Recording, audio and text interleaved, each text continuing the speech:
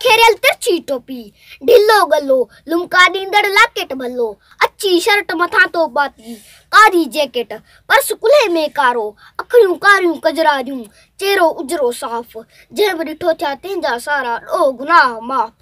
चप बिकोड़ियल, नींढ चुमिय जी, कारी पैंट, अच्छो बेल्ट, हील ते सैंडल कारो, तन में पदमन जहिड़ा पेर, जीअं खणे थी वाह वणे थी, उसखां ओढर हथ में झलियल सिर ते खुलियल, कारी छटी, खटे मिठे संदहि जिस्म मां उथी पई खुशबू, रोड वॾे जे फुट पेरीअ तां केॾी बेपरवाह वञे थी, तुंहिंजी हस्तीअ में सरमस्ती, शहर कराची भरियल बस्ती, ओ शहज़ादी, ओ शहज़ादी, ओ शहज़ादी, तूं आ माणी जित आज़ादी, तंहिंसां तूं भरपूर लॻी थी, सच सरापा नूर लॻी थी। तो त कॾहिं बि न सोचियो हूंदो, देश उहो ई आहे जंहिंमें दूर किथे, तो जहिड़ी का सुंदर नारी ढोरन जीअं गुज़ारे थी, गाह करे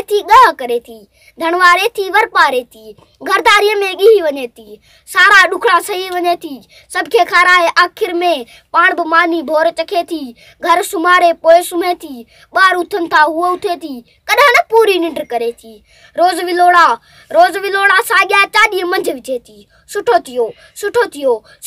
तो उते न वरितई जनम अभाॻो, जिते सदियुनि खां आहे साॻी, जूजू माटी लसी पंहिंजी घाटी, जूजू माटी लसी पंहिंजी घाटी। जे हेठां निंड पियो, मथां चिबड़ा वेठा, पाण में तन कुझु ॻाल्हायो पए, राजा तंहिं ते जागी पियो, राजा पंहिंजे मुशीर खां पुछो, चिबड़ा छा था ॻाल्हाइनि, संदसि मुशीर पखियुनि जी ॿोली ॼाणींदो हिन वराणियो, चिबड़ा पंहिंजनि ॿारनि जी संगाबंदी ते था ॻाल्हाइनि, पहिरियों चवे थो, मूंखे ॾाज में 20 सॼा वीराना घुर्जनि, ॿियो चवे थो, शर्त क़बूल करियां थो आऊं, पहिरियों पुछे थो, अचरज मां वसन जूं सारियूं वरसियल आहिनि, 20 किथां वीराना ॾींदे, ॿियो चवे थो, ॻणती छा जी, वण हेठां जो राजा आहे, बसि दुआऊं कर तूं उनजो तख़्त सलामत ख़्याल रहे, उनजे हूंदे वरसियल वसंदियूं रोज़ थियनि थियूं वीराना, हेड़ो ज़ालिम राजा हूंदो, पोइ त तोखे ॾाज में आऊं 100 ॾींदुसि वीराना, 100 ॾींदुसि वीराना, 100 ॾींदुसि।